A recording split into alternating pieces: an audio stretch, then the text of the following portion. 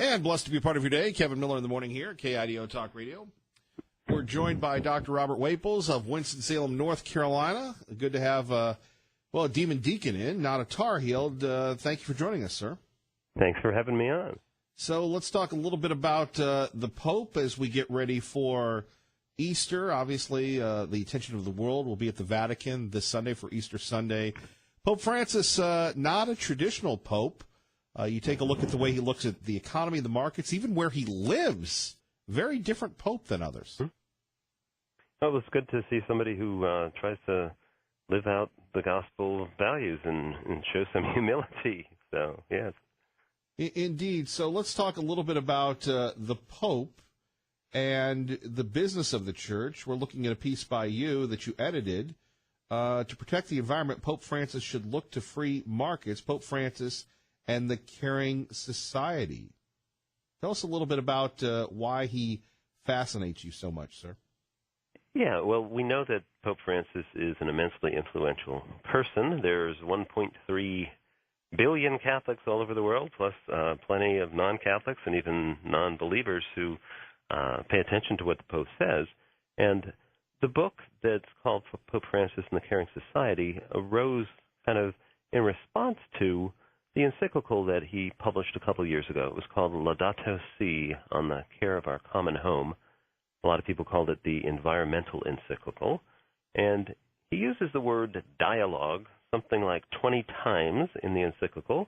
And so we got together a group mainly of economists, kind of seeking to be the other side of a dialogue that was initiated with that encyclical, with both sides trying to reach toward the goal of thinking about how we can best solve our environmental problems and also, our economic problems like immense poverty around the world, but also an economic problem of maybe too much prosperity in some places.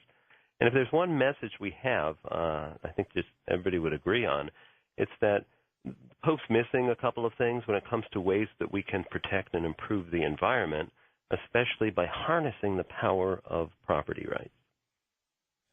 What do you make of the Pope in the church? Does he get along with everybody? Some people think he's too much of a socialist.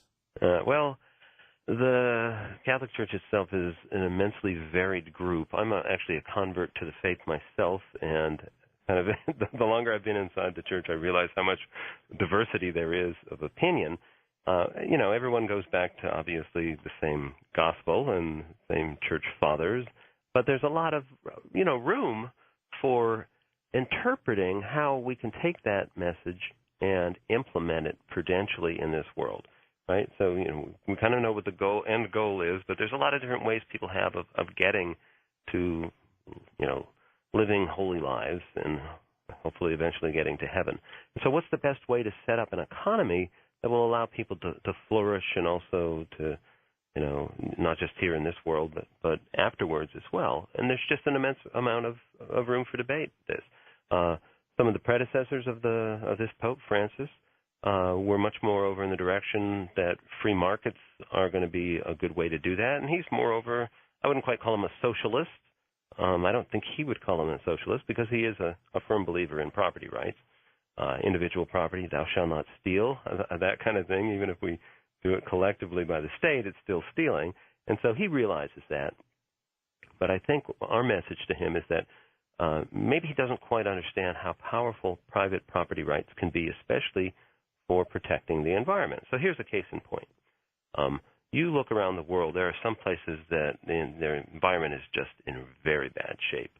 So if you were flying down toward the island of Hispaniola in the Caribbean, on one end of the island is Haiti, on the other end of the island is the Dominican Republic. Haiti is about the poorest country in the Western Hemisphere. The Dominican Republic is not rich by American standards, but is doing much, much better. You'll see that the Dominican Republic is also pretty green. You'll see this from the air. I've seen satellite pictures of this, right? And the Haitian end of the islands is just pretty brown, and it's because the trees have been cut down. And that has to do with the nature of their political system and the security of property rights. When you own property in Haiti throughout the decades of all these corrupt dictatorships, right, you didn't really own it because you knew that somebody who was connected with the government or somebody in the government could come kind of seize your stuff. they'd send some logging trucks and they just clear cut your land, that kind of thing. And so you were like, if they're going to do that, I guess I should cut the trees down and sell them before they get a chance. And so everything gets cut down and everything starts to erode, and it's horrible. And on the other side, you'll see the people husband their resources, and there's more for the future because of the incentives that are there when people pay attention to care about their own private property. Sure. So, Dr. Waples, what about your own conversion as we get ready for Easter? Well, that is a very good question. I guess that was now, how many years ago? 22 years ago. And I actually converted from being an atheist, so it was a very substantial conversion. Well, that's a big one, going from atheist to Catholic, yeah. Yeah. And, I basically decided that maybe I didn't know as much as I thought I did. And so I decided I'd give it a try. So I kind of walked into it a little skeptically, and I will share with you and your listeners that the moment I was baptized, I felt completely different. This doesn't happen to everybody when they get baptized, but the moment I was baptized, I felt like a ray from heaven was shining down on me, and my life has just never been the same since then. So, well, Dr. Waples, we appreciate your work and your sharing your conversion to Christ. Pope Francis and the Caring Society, good luck with the book, and thank you. Hey, it was my privilege to be on. Thank you. Thank you. You know, it's funny.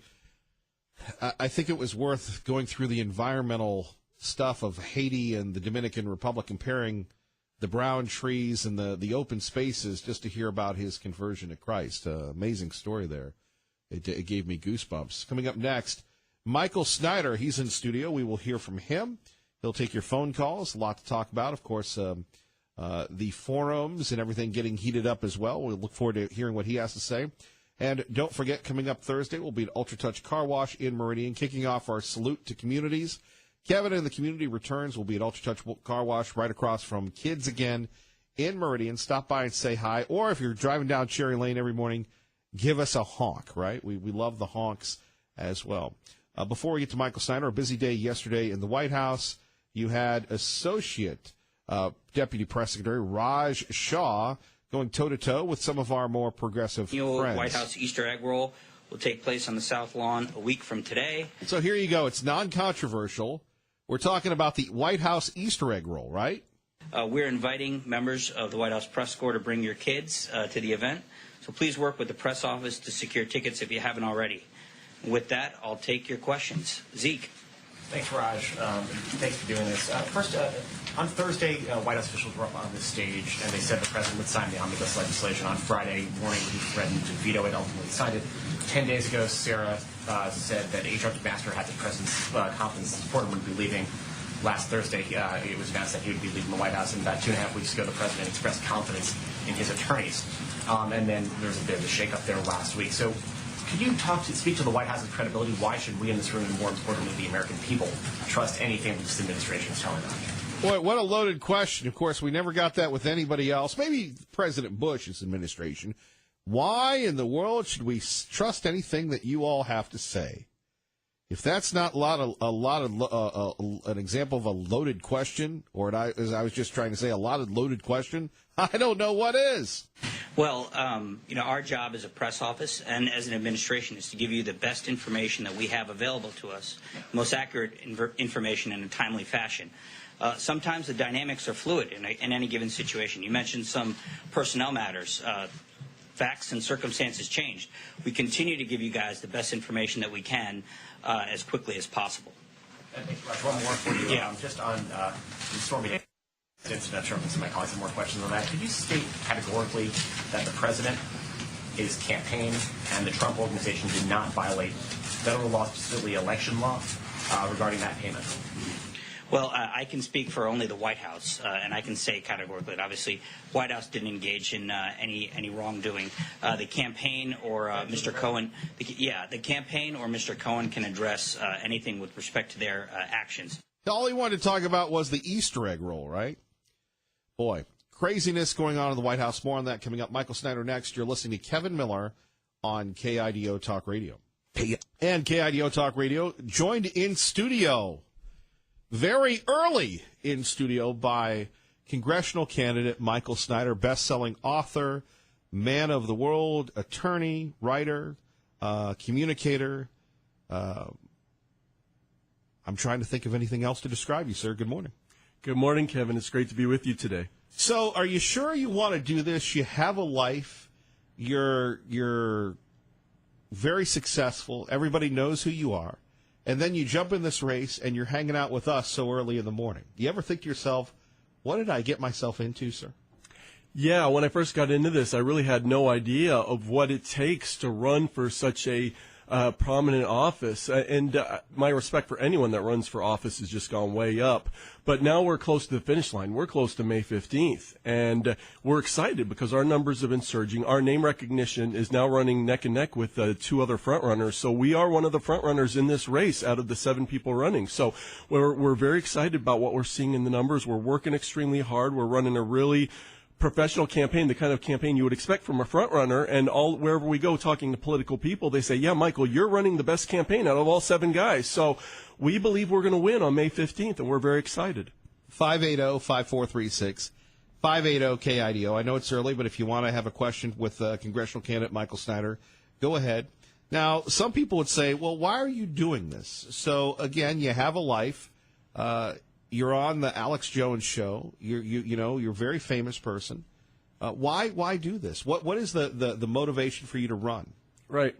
Well, a lot of people across the country, they run for office because they want a political career, they want to be part of the system, whatever it is. But for me, I have a totally different approach. I don't want to be a cog in the system. I want to turn the system completely upside down and take our government back. Of course, I've been writing about all the problems we're facing for many years, but now, the Lord has led me to try to do something about it. So I'm going to Washington, and to stand up to the leadership of both parties, Democrats and Republicans, and say, no, we're not going to do it this way anymore, because there's a reason why Congress has a 15% approval rating today, because people hate Congress. And wherever I go, I'm talking to Republican crowds, and I ask them, hey, if you think Congress is doing a good job, raise your hand. And you know what? Normally, not a single person raises their hand. And you want to be a part of that body, though. Right, but I'm not going to be a part of it. I'm going to change it. Sure. I'm going to take our government back and restore the Constitution, because what we have in D.C. today doesn't look anything like we see in the U.S. Constitution. And people all over Idaho are telling me, hey, we want our government back. We want what it says in the U.S. Constitution. We don't want this corrupt body we have in Washington today. Now, what about the differences between you and David Leroy? You both say you're the most Trump candidates out there. Yes. So are you more Trump than David Leroy? Well, I think David Leroy and myself, we both support Trump. We're both running pro-Trump campaigns. I've seen your signs, the most Trumpist person out there. So, I mean, I see your signs everywhere in Star, Idaho, and across the district. Your people have done a very good job. Thank you. From Boundary County to Waihee County, we've got more signs up across the district than all the other campaigns combined. But comparing me to Dave Leroy or me to the other candidates, this is the time when we need to make the distinctions, because people are going to go to the polls and vote. And one of the key distinctions for us is that we're conservative, and not just conservative, that even the Coeur d'Alene Press admits that we're the most conservative campaign in this race. But don't take their word for it. Go to michaelsnyderforcongress.com, then compare what we believe to the other guys. And when you do, you'll come to the same conclusion. In fact, I've never had one voter who's made that comparison come back to me and say, Michael, I think one of the other candidates is actually more conservative. Hasn't happened the whole time. We've been running almost a year now. This district has a history of electing the most conservative candidate, whether you go back to Bill Sally, Raul Labrador. When there's a Republican primary in this district, usually the most conservative candidate wins, and the consensus is we're the most conservative. Now, it's funny because I was watching the Kootenai County forum with you guys, and Christy Perry kept saying you're moving to the left a lot. It's a nice joke and such. What's it been like on the trail? Oh, it's been wonderful. It's been exhausting, of course, because it takes 10 or 12 hours to drive the whole thing, because it goes from the Canadian border all the way to the southern border of the state, all the western counties. So we've put thousands of miles on the vehicles, taken countless plane trips back and forth. But as we've traveled, whether it's to Lewiston, whether it's to Garden Valley, wherever we go, the response is overwhelmingly positive. People are saying not just that they want to vote for us, but they want to volunteer. We've got a volunteer base all over the district, fully engaged. That's how we're getting so many signs up. We've got people that want to donate. That people want to get involved in this movement because they're like, Michael, we're tired of the professional politicians. We want to send a fighter to Washington. We want someone to go to Washington and shake things up, not just go and be part of the system and play ball. All right. You'll have to grab the headphones there. Your first caller of the morning, the publisher of the Gem State Patriot, Tea Party Bob. And, you know, Tea Party Bob, he doesn't hold anything back, Mr. Snyder, so good luck. Good morning, Tea Party Bob. Good morning, Kevin. How are you this morning? Always a pleasure to hear from you, sir.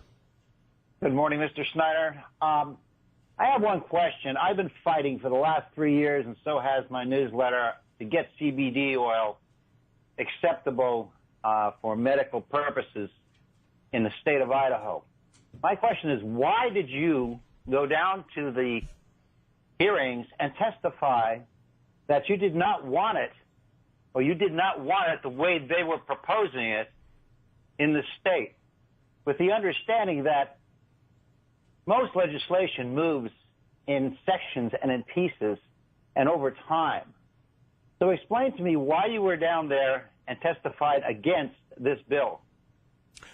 Yeah, that's a great question, Tea Party Bob, because everyone knows I'm passionate about CBD oil. In fact, of any candidate in this race, we're the ones that have been promoting and out there saying, hey, I want CBD oil for everybody in Idaho for it to be accessible. And not only that, I want medicinal marijuana to be legalized. So of all the leading candidates, I've been out front on this issue. I've been passionate about this issue.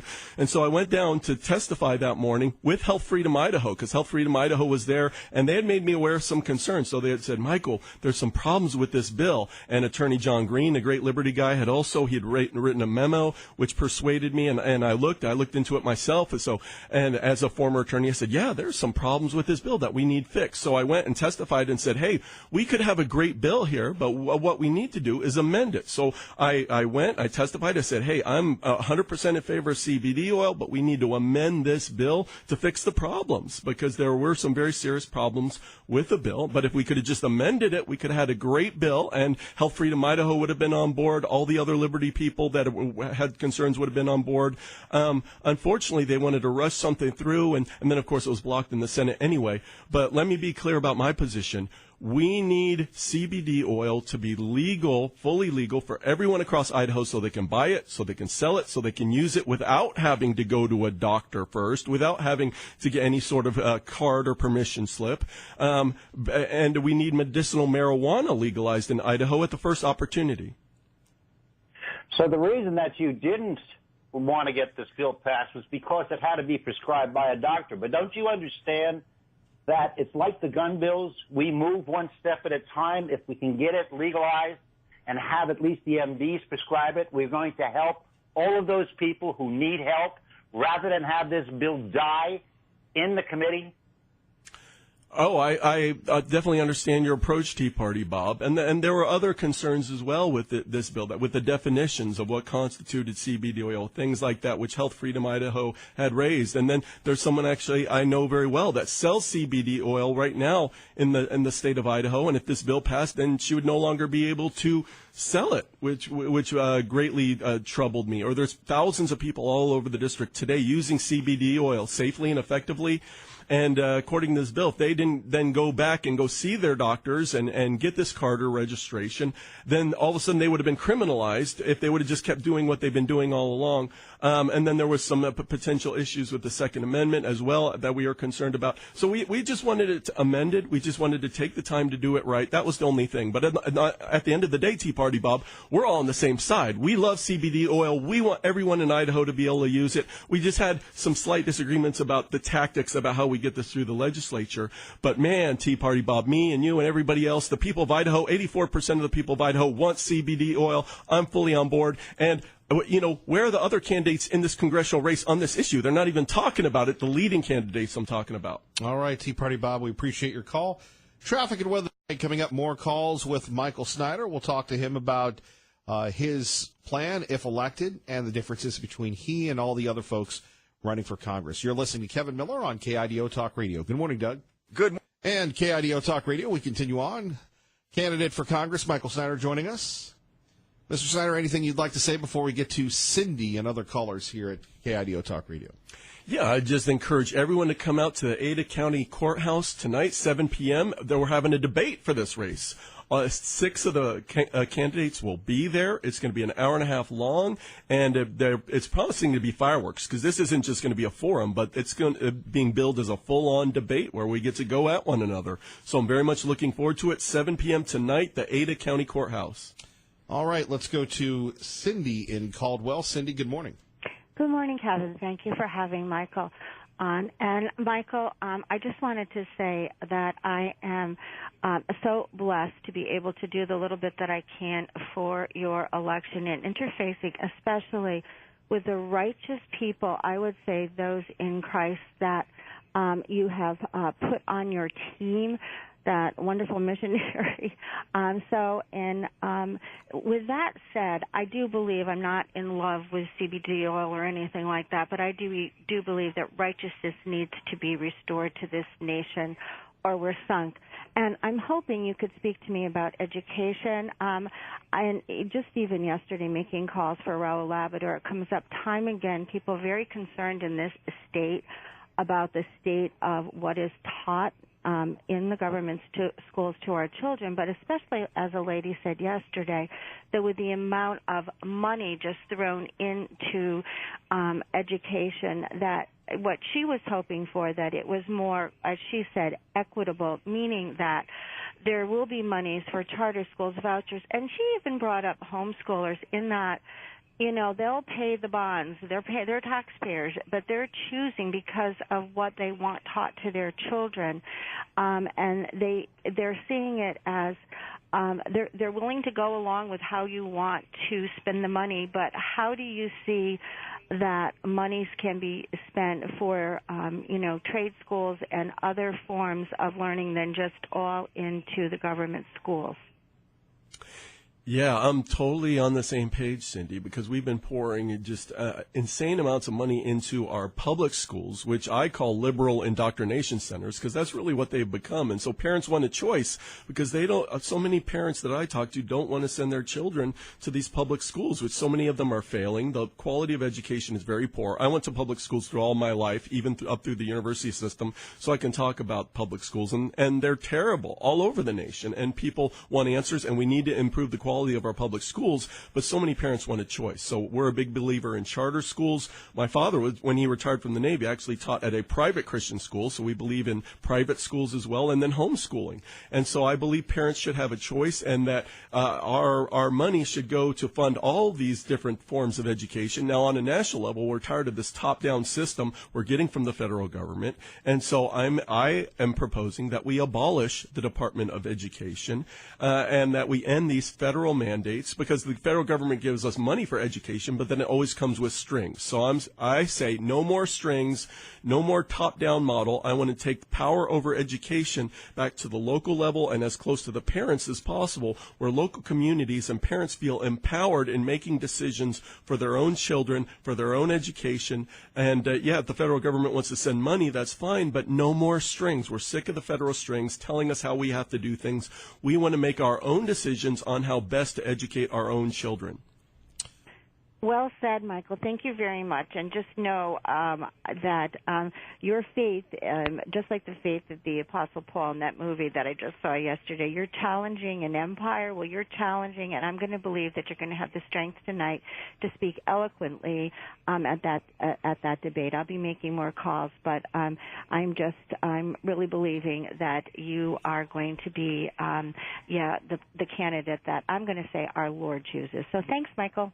Thank you, Cindy. And, this is what we're finding all over the district, where supporters of Raul Labrador, like Cindy, are coming on board with us. So there's so much crossover there between us and Raul Labrador. We're very, very excited about that. What do you make of the congressman's endorsement for his successor?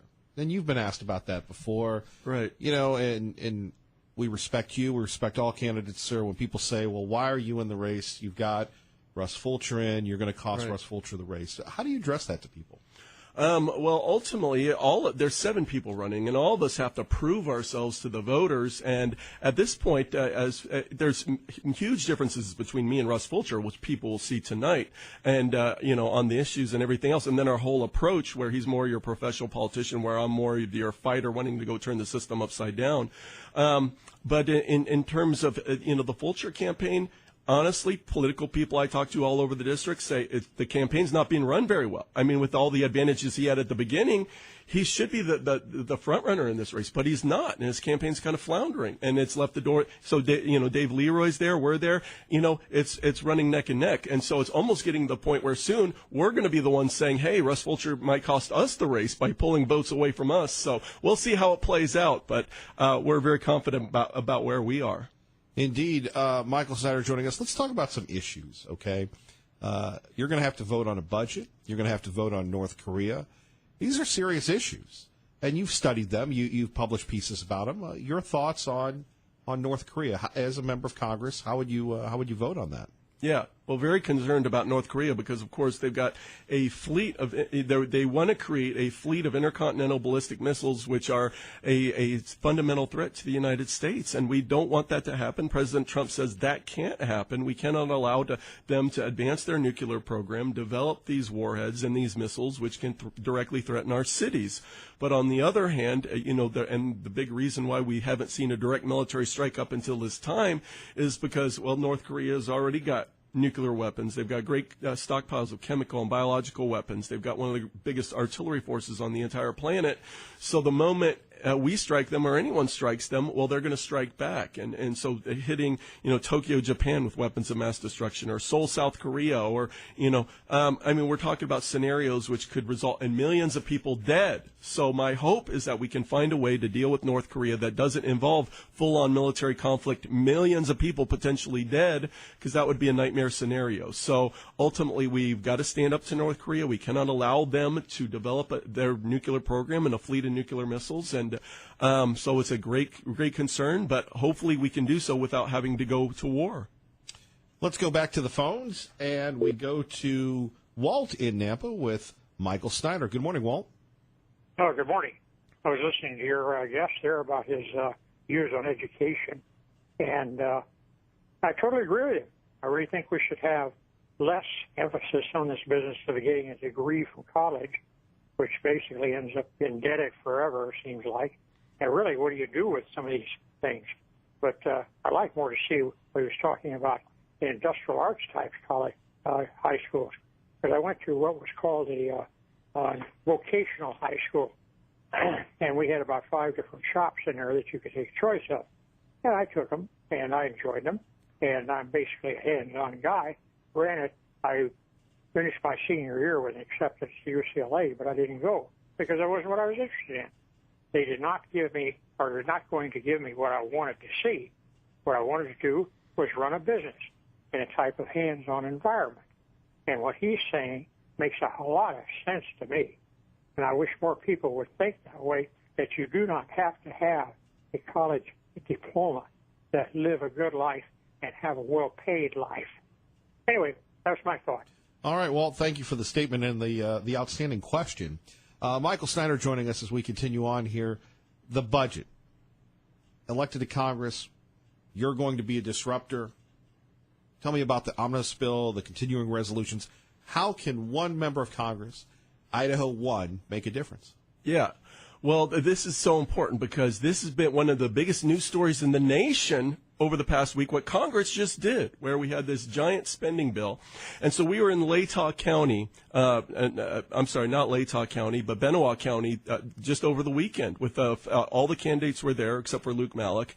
And everyone got up and they did their thing, and none of them mentioned the spending bill that just passed or took a position on it. So I got up and I said, "Hey, this is absurd. This $1.3 trillion spending bill just went through Congress. People want to know, as people that are running for Congress, this job interview we're all engaged in, what you would have done." So I got up there and I said, no, I would have voted no, a resounding no, because we had this $1.3 trillion spending bill, the omnibus spending bill.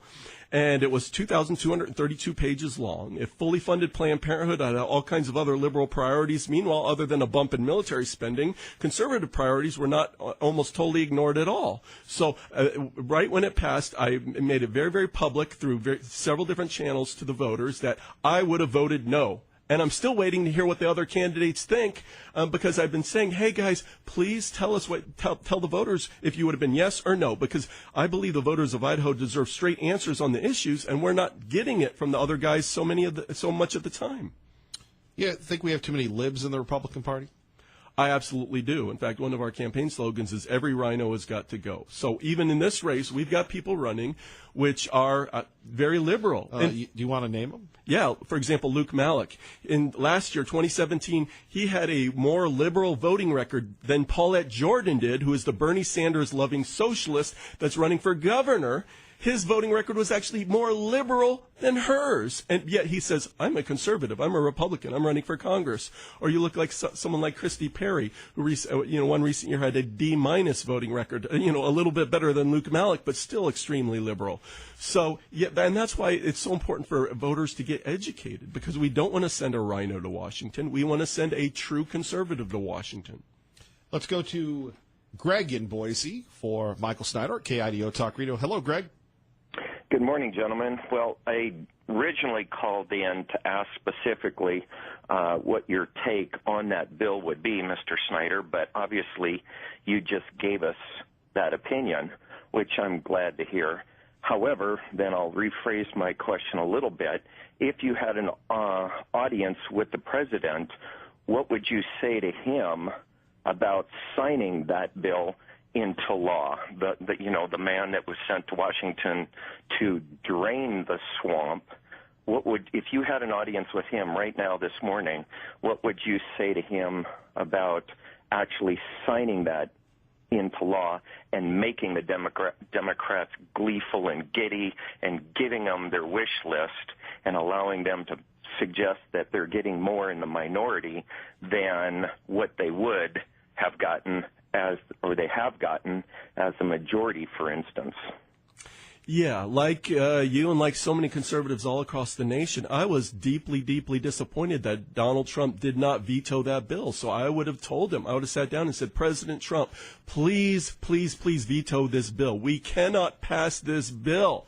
And because what it's done now, it's taken all the wind of the sails out of the conservatives across the country. And we're heading up to November, to the midterm elections, and so much is riding on that. The future of the Trump presidency is riding on these midterm elections. And if conservatives feel betrayed, if they feel let down, they have no enthusiasm, they're not going to go to the polls in large numbers. Then the Democrats, who have all the energy and enthusiasm right now, it could be a bloodbath, and we don't want to see that in November. So, I'm running a huge pro-Trump campaign, but I believe President Trump made the wrong decision here. I've said that. I've been very vocal about that, and I really, really, really wish he would have vetoed that bill, because it was a major mistake to sign that bill. And you know what? I hold Paul Ryan highly accountable, because this was his bill. And so I'm the one candidate in this race that has pledged that I will never vote for Paul Ryan for Speaker of the House. He's got to go. All right, Dr. Furch, we appreciate it. More coming up with Dr. Snyder, 580-5436, 580-KIDO. And coming up next, we'll take a look at the illegals and what we're going to do about that. Kevin Miller, KIDO Talk Radio. And we continue on with Michael Snyder, Kevin Miller in the morning here. Before we get to one of our favorite topics, the illegals, how would you grade Governor Otter? I would give Governor Otter, honestly, I would give him an F. Even though he's a Republican, I mean, people have felt so let down by Governor Otter and what he's done throughout his term. We could have done so much more to promote conservative values, and actually, I'm very glad to see Governor Otter go. It's time for him to go. It's time for fresh leadership. It's time for conservative leadership in Boise. And so, I'm very glad to see Governor Otter go. The illegals. Let's get back to the illegals. DACA, the Dreamers, the president continues to try and come up with a solution. Congress and the courts get in his way. Your thoughts on the solution? Yeah, the Democrats want something done there, but they don't want to make a deal on the border wall or border security. So, which is very, very frustrating, because the Democrats want everything that they want and they just want the Republicans to fold. But we've got a system of immigration in this country which doesn't make sense. For years, coming in through the front door, legal immigration, It's super complicated, takes forever, incredibly expensive. I've actually helped someone through that process, and it's a nightmare. Meanwhile, we've left the back door completely wide open, saying, come on in, drug dealers, gang members, people that want to abuse the system. Come to our sanctuary cities where we'll protect you from the federal government and take care of you.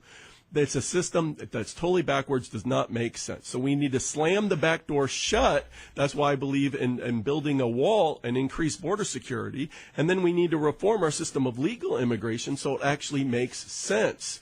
And so, I fully support Donald Trump, President Trump, and his agenda there. And hopefully, when we go to Congress, we can get some things done. Because people are frustrated because Donald Trump ran on an agenda that resonated with the American people. But he's been blocked by Congress. But, we expected it from the Democrats, but it's the Republicans that have been blocking the wall, blocking the repeal of Obamacare. So many things we want to get done. Well, what do you make of that, Mr. Snyder? Do you need to purge the Republican Party, not only in Idaho, but in the country where you have folks like Ryan and McConnell getting in the way and really doing the bait and switch, promising one thing and not delivering? Yeah, and for years and years and years, this has so greatly frustrated me, where people come around during election season and say, I'm a good conservative, and they'll tell us what we want to hear, but then go to Washington and Boise and betray us over and over again. And so I would submit that anyone in this race that is not willing to use the term rhino is probably one of them, because Mitch McConnell, he's got to go, and I'll campaign against him. Paul Ryan, he's got to go. I'll campaign against him. People like John McCain have got to go. All the other rhinos in Washington, then in Boise. Boise is full of rhinos. That's why we're working with now 10 or 12 candidates for the State House to try to change Boise as well, because we consider ourselves as part of a team. Changing Boise on the national level, we're promoting a couple dozen good candidates for the House and the Senate, because we don't want to just go and be one guy, but we want to be part of a national movement to take our state, local, and federal government back for the people. More with Michael Snyder in a minute, 55F. We continue on with Michael Snyder here on KIDO Talk Radio. So we take a look at and someone who has been noted for their published work, their conservative commentary. Culturally, where are we in America? What would you say about, I'm sorry to interrupt, the enclaves and the multilingual stuff, the refugees coming in?